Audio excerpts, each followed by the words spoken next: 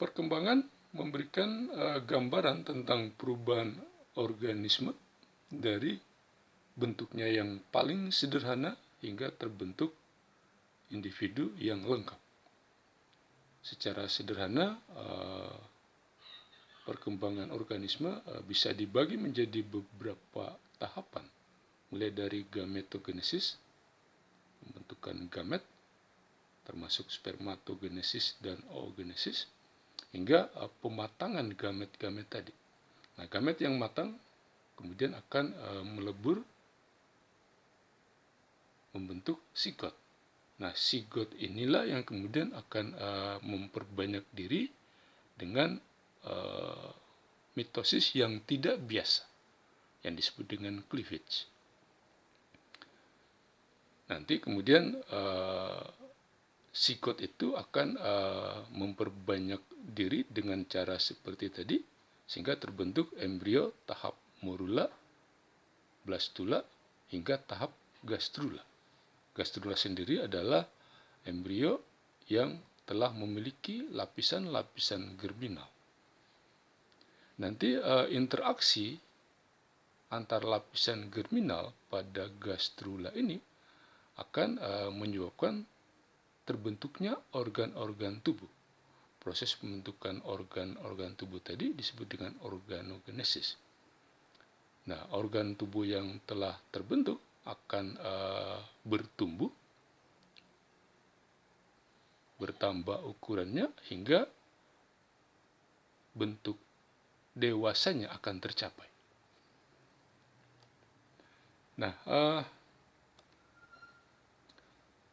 tubuh seorang manusia itu mengandung sekitar 100 triliun sel. Jadi satu tubuh manusia itu, jumlah sel yang menyusunnya itu bisa mencapai 100 triliun sel atau lebih.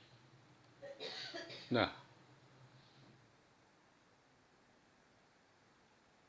pada mamalia ada sekitar 200 jenis sel yang berbeda yang menyusun tubuhnya. Nah, ke-200 jenis sel itu berkembang dari satu sel sigot yang sama. Yang menjadi menarik adalah bagaimana satu sel sigot yang membelah, hasil belahannya bisa berkembang menjadi berbagai jenis sel. Karena pada individu yang telah sempurna perkembangannya, itu ditemukan beragam jenis sel, mulai dari sel yang menghasilkan keratin misalnya, disebut dengan keratinosit, sel-sel yang menghasilkan kristalin yang membentuk lensa mata, hingga sel-sel penghasil insulin yang ditemukan pada pankreas. Itu sel-sel tersebut, jenis-jenis sel tersebut berkembang dari satu sel sigot yang sama. Nah, hasil penelitian Asashima dan kawan-kawan menunjukkan bahwa nasib sel itu ditentukan oleh lingkungan tempat sel itu berada. Kalau ini adalah embrio Xenopus tahap blastula, blastomer pada bagian animalnya diambil kemudian ditempatkan pada cawan Petri, maka blastomer yang ada pada kutub animal ini mestinya akan berkembang menjadi epidermis, karena sel-sel atau blastomer yang ada pada kutub animal ini sesungguhnya adalah bakal ektoderm.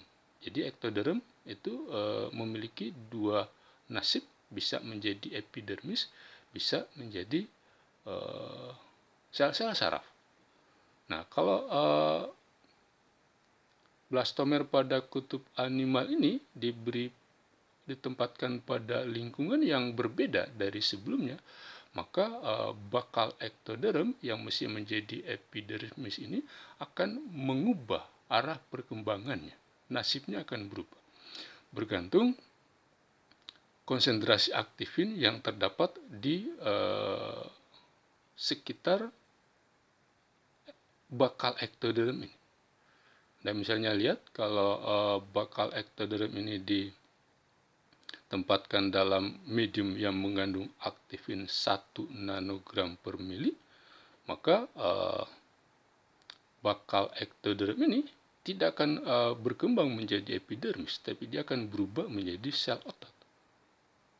Nah, kalau kadar aktifinnya dinaikkan hingga 100 nanogram per mili, maka bakal ektoderm ini akan mengubah arah perkembangannya menjadi sel-sel otot jantung.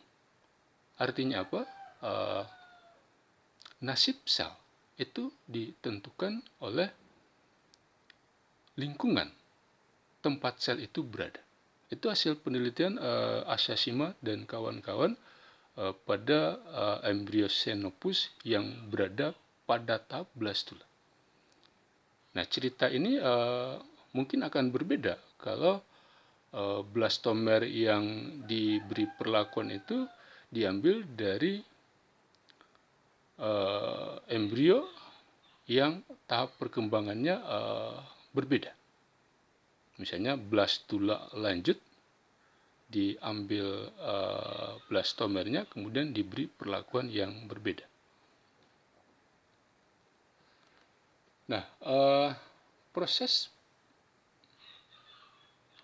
penentuan nasib sel terdiri atas 2 tahap.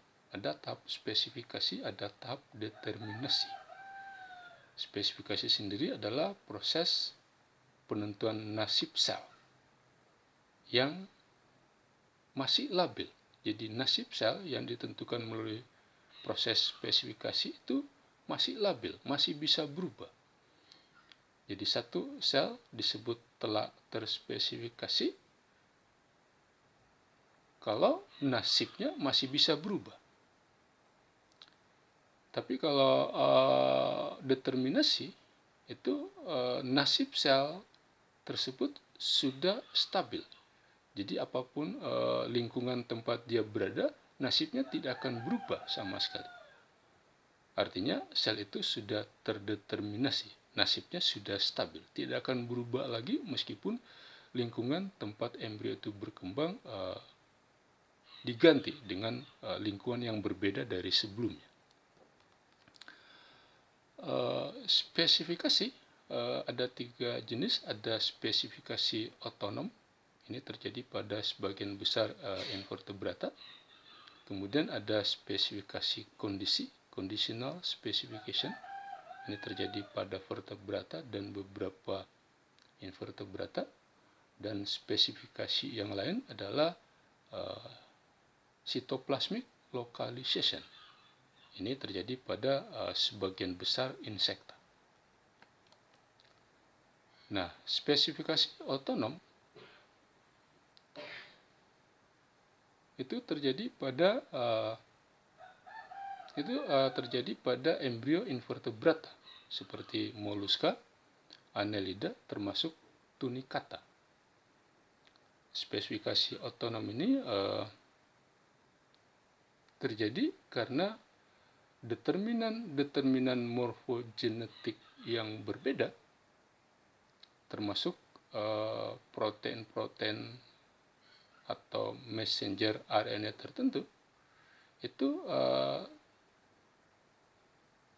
terletak pada bagian embrio yang berbeda-beda.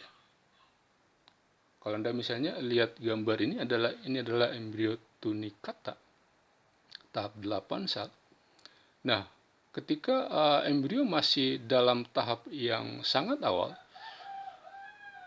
determinan morfogenetik yang berbeda-beda itu terorientasi pada bagian embrio yang berbeda. Anda misalnya lihat determinan yang menyebabkan sel berkembang menjadi struktur-struktur ektodermal itu terkonsentrasi pada bagian kutub animal embrio. Sementara determinan morfogenetik yang menyebabkan sel membentuk struktur-struktur endodermal itu hanya ditemukan pada bagian vegetal embrio. Nanti di bagian ekuator embrio ditemukan determinan morfogenetik yang agak beragam. Oleh karena itu, sejak awal blastomer yang berkembang dari embrio ini sudah ditentukan nasibnya, karena determinan morfogenetik yang dimilikinya sudah berbeda sejak awal. Oleh karena itu, embrio yang berkembang dengan cara autonomic specification ini disebut mengalami perkembangan mosaik, karena determinan morfogenetiknya itu sejak awal tersusun atau terorientasi pada daerah-daerah embrio yang berbeda, mirip dengan mosaik tadi. Itu yang menyebabkan mengapa blastomer yang diisolasi pada tahap sangat awal ini itu tidak bisa berubah nasibnya lagi, karena determinan morfogenetiknya itu dari awal sudah berbeda-beda.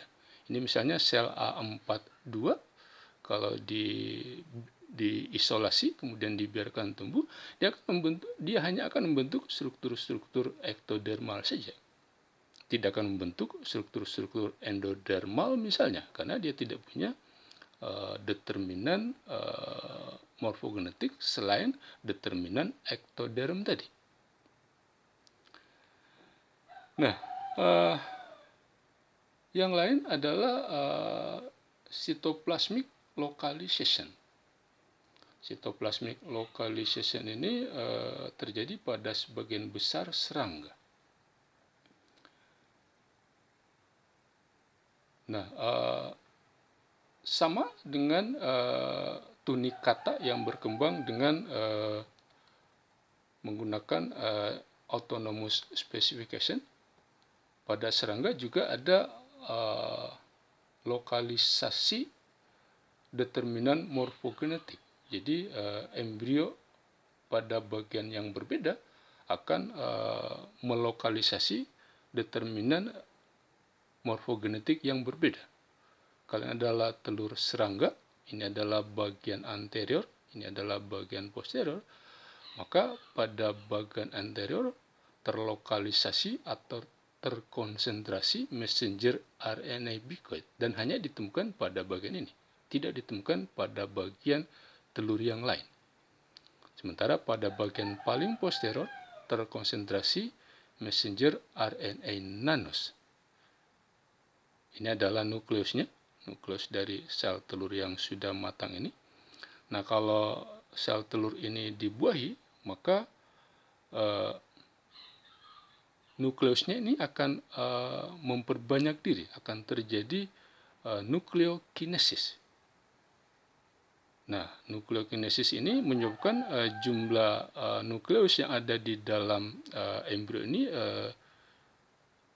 bertambah, tapi tidak diikuti dengan sitokinesis. Jadi sitokinesis pada embrio insekta ini tidak sempurna, jadi hanya berupa lekukan-lekukan kecil yang menyebabkan embrio serangga pada tahap ini masih bersel satu, tapi dengan jumlah nukleus yang sangat banyak. Nah, kondisi ini yang kemudian disebut dengan syncytium. Jadi sitoplasma sel embrio, satu sitoplasma sel embrio yang ditempati oleh banyak nukleus. Itu terjadi karena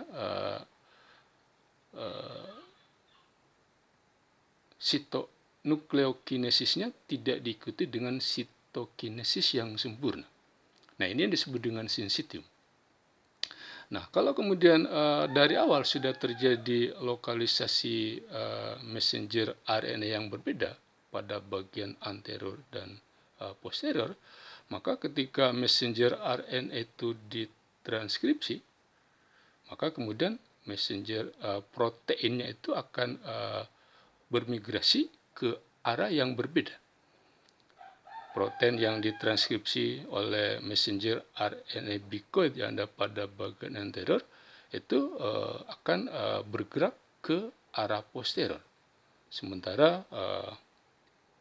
protein nanos yang ditranskripsi dari messenger RNA yang terkonsentrasi di daerah posterior akan bergerak ke arah anterior. Sehingga pada sel embrio ini terjadi perbedaan rasio protein bicoid dan nanos yang berbeda-beda. Rasio protein bicoid misalnya, rasio protein bicoid nanos pada bagian paling anterior itu adalah rasio yang paling tinggi. Sementara rasio yang terendah ditemukan pada bagian embrio paling posterior. Nah, rasio protein bicoid dan nanos itu yang menentukan nasib dari bagian-bagian embrio ini. Bagian yang rasio bicoid nanosnya paling tinggi akan membentuk akron atau tudung kepala. Sementara bagian tubuh embrio yang rasio protein bicoid nanosnya paling rendah itu akan membentuk struktur terson atau ekor. Sementara nasib dari bagian-bagian embrio yang lain ditentukan oleh rasio kedua protein tadi. Nah, yang lain adalah spesifikasi kondisi, conditional specification. Ini terjadi pada sebagian besar pada vertebrata dan beberapa jenis invertebrata. Kalau ini adalah embrio vertebrata tahap blastula, ini adalah bagian kutub animal, ini adalah kutub vegetal. Nah, kalau blastula ini dibiarkan berkembang, dibiarkan tumbuh, maka dia akan tumbuh membentuk individu yang sempurna. Bagian yang diberi warna merah ini, yang berwarna merah ini adalah bagian embrio bakal pembentuk struktur-struktur punggung, bakal struktur-struktur dorsal. Nah, kalau dibiarkan maka blastomer yang ada pada daerah ini akan tetap membentuk struktur-struktur dorsal tadi. Nah, yang menarik adalah kalau blastomer bakal pembentuk struktur punggung itu dipindahkan pada kutub vegetal. Nah, blastomer yang tadinya berfungsi membentuk struktur punggung, ketika dipindahkan pada bagian kutub vegetal, itu berubah nasibnya membentuk struktur-struktur ventral embrio. Artinya nasib daripada blastomer pada tahapan ini ditentukan oleh lingkungan tempat dia berada.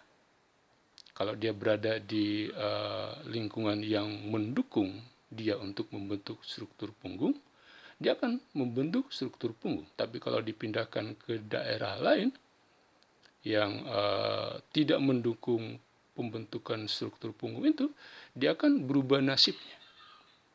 Ini kita dipindahkan ke sini, ke daerah kutub vegetal, nasibnya berubah membentuk struktur-struktur ventral. Nah, kalau blastomer yang ada pada tahap blastula ini sebagian dibuang, maka kemudian embrionya akan tetap tumbuh normal. Kenapa? Karena sel-sel yang tersisa akan membelah, mengganti tempat dan peran dari sel-sel blastomer yang dilepaskan tadi. Nah, proses proses penggantian sel, termasuk perannya ketika sebagian dibuang dari embrio, itu disebut dengan regulasi. Oleh karena itu, proses perkembangan embrio yang menggunakan conditional specification itu disebut dengan perkembangan regulatif. Oke, itu kuliah tentang